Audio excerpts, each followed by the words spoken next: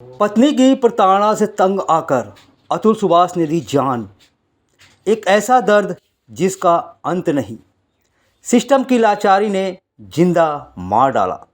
साहब ये आत्महत्या नहीं, हत्या है। इतना दर्द हुआ कि टूट कर दे दी जान। ऐसे दर्द की दे दी जान। मेरी अस्थियां कोर्ट के बाहर गटर में बहा देना। कोर्ट से 120 तारीखें मिली। 120 बार बेंगलुरु से जौनपुर आया। जौनपुर में था अतुल का पूरा मामला। इस सुसाइड ने देश को दहला दिया। जी हाँ, इसे सिस्टम की लाचारी कहें या दिल की बेबसी। एक पति अपने ही पत्नी की प्रताड़ना से तंग आकर अपनी जीवन लीला ही समाप्त कर दी। पति और पत्नी का रिश्ता 7 जन्मों का होता है और हर जन्म में साथ मरने और जीने की कस्में खाई जाती हैं, ऐसा लोग अमूमन मानते हैं। लेकिन एक पति अपनी पत्नी की प्रताड़ना से इतना टूट गया कि आखिरकार ज़िंदगी को ही ख़त्म कर लिया। जी हाँ, हम बात कर रहे हैं एआई इंजीनियर अतुल सुभाष की, जिन्होंने अपने पत्नी और उनके परिवार की प्रताड़ना से तंग आकर अपने गले में फांसी का फंदा लगा लिया और अपनी जीवन लीला ही समाप्त कर ली और सिस्टम पर छोड़ गए कई सवाल। बेंगलुरु में कथित तौर पर आत्महत्या करने वाले एआई इंजीनियर अतुल सुभाष की मौत ने परिवार के ताने बाने पर एक गंभीर सवाल खड़ा किए है। अतुल सुभाष की मौत के बाद उनके परिजनों ने न्याय की मांग की है। सुभाष के भाई विकास ने कहा है, मैं चाहता हूं कि मेरे भाई को न्याय मिले। मैं चाहता हूं कि इस देश की ऐसी कानून प्रक्रिया हो जिससे जरिए पुरुषों को भी न्याय मिल सके। मैं उन लोगों के खिलाफ सख्त कार्रवाई चाहता हूं जो विधिक पद पर बैठे हैं और भ्रष्टाचार कर रहे हैं, क्योंकि अगर यह जारी रहेगा तो लोगों का न्याय से उम्मीद उठ जाएगा और लोगों को न्याय कैसे मिलेगा ये तो भगवान ही जानेंगे। उनका इशारा अतुल सुभाष मामले की सुनवाई कर रहे जज पर था। व्यवस्था में भ्रष्टाचार का आरोप लगाते हुए विकास ने कहा है कि न्याय की उम्मीद तभी की जा सकती है जब यह भ्रष्टाचार मुक्त हो, जब हर पक्ष को समान रूप से सुना जाए और तथ्यों के आधार पर दलीलें दी जाएं।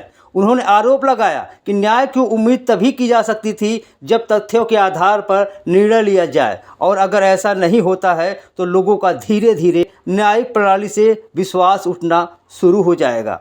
इससे ऐसी स्थिति पैदा हो सकती है कि लोग शादी करने से डरने लगेंगे। पुरुषों को लगने लगेगा कि अगर उन्हें शादी कर ली तो वो रुपए निकालने वाली एटीएम बन के रह जाएंगे। सुभाष का शव सोमवार को मराठा हल्ली पुलिस थाना क्षेत्र के मंजूनाथ लेआउट इलाके में स्थित उनके घर से फांसी के फंदे से लटकता मिला था।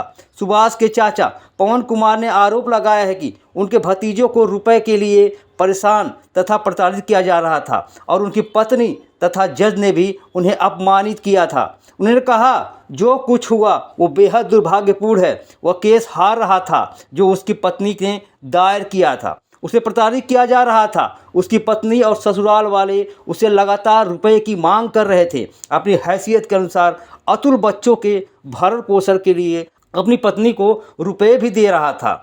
शुरुआत में परिवार ने 40,000 रुपये की डिमांड की थी। बाद में इसे दोगुना कर दिया गया और सुभाष से 1 लाख रुपए देने को कहने लगे।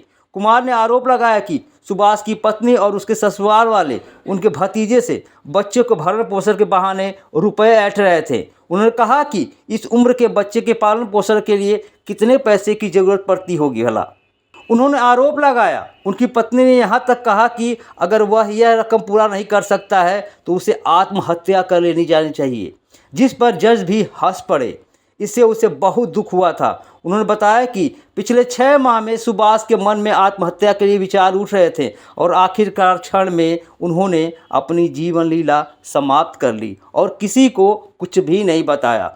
कुमार ने कहा कि परिवार को इस बात का बिल्कुल भी अंदाज़ा नहीं था कि सुभाष ऐसा भी कर सकता है। उन्होंने कहा, सुभाष ने हर काम के लिए बाकायदे एक टाइम टेबल बना रखा था और उसी के अनुसार वो हर काम करता था।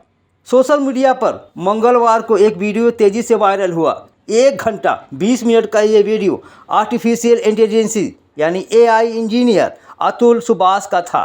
अतुल सुभाष यह वीडियो रिकॉर्ड करने के बाद बेंगलुरु में अपने घर में ही फांसी के फंदे पर झूल गया था। वीडियो में अतुल ने पत्नी की ओर से दर्ज कराए गए दहेज प्रताड़ना की आरोप से पैदा हुई परिस्थितियों को अपनी बातें रखीं। उन्होंने लिखा कि उनकी पत्नी और ससुराल वाले उनके ही पैसे से उन्हें प्रताड़ित कर रहे हैं। उनका आरोप है कि उनकी पत्नी उन्हें उनके बेटे से ना मिलने देती है और ना ही फ़ोन पर बात करने देती है। वीडियो सामने आने के बाद सोशल मीडिया पर लोग दहेज प्रताड़ना से जुड़े कानून के दुरुपयोग की बात उठा रहे हैं। लोगों का मांग है कि इस कानून की समीक्षा की जानी चाहिए। ऐसा भी नहीं है कि इस कानून की समीक्षा की मांग केवल आम लोग कर रहे हैं, बल्कि सुप्रीम कोर्ट और दूसरे कई अन्य अदालतें भी इस कानून की समीक्षा में जुटी हुई हैं। बहरहाल अतुल सुभाष तो इस दुनिया में नहीं रहे, लेकिन 1 घंटा 20 मिनट का आत्महत्या से पहले का वीडियो सबको झकझोर कर रख दिया है और देश की न्याय प्रणाली पर भी सवाल खड़ा हो रहा है। मामला हाई प्रोफाइल था, लिहाजा मीडिया ने भी इस घटना को लपकने में जरा भी देरी नहीं की और टीआरपी के चक्कर में अतुल सुभाष की पूरी कुंडली ही निकाल कर बहस शुरू कर दी। लेकिन ना जाने कितने ऐसे अतुल सुभाष हैं जो दहेज प्रताड़ना का दंश आज भी झेल रहे हैं और अपनी जीवन लीला समाप्त कर रहे हैं। ना उनको पूछने वाला है, ना कोई टोकने वाला है और ना कोई उन पर बहस करने वाला है। बहरहाल सवाल तो बहुत खड़ा हो रहा है, लेकिन इस कानून को लेकर बदलाव की ज़रूरत है ताकि दूसरा कोई अतुल सुभाष अपनी जीवन लीला समाप्त ना करे। ब्यूरो रिपोर्ट, राष्ट्र खबर, दिल्ली।